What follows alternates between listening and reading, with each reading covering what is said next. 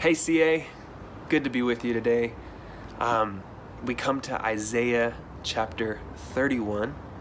It's an amazing chapter, and it's really about God's people not choosing to trust in other things for deliverance and for salvation. God's people, they were tempted with the great Assyrian Empire just demolishing nations in its path of conquest.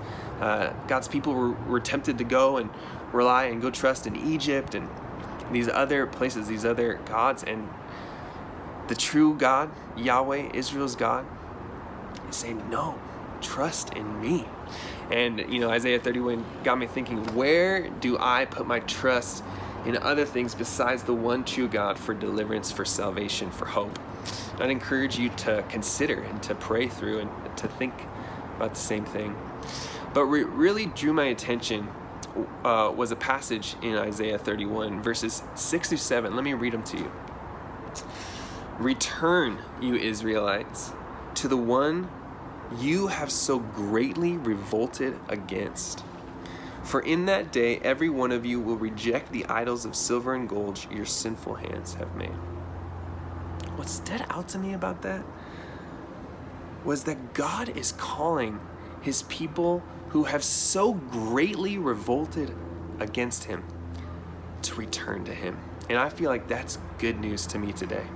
That even after grievous sins, failures, and mistakes, God still calls us to return to him. I felt like maybe there's somebody out there who's really failed in some way or sinned or made a mistake. And I want to remind you today that God's still calling you to return to him, to be with him. And there's a sacrifice through Jesus on his death on the cross that atones for your sin.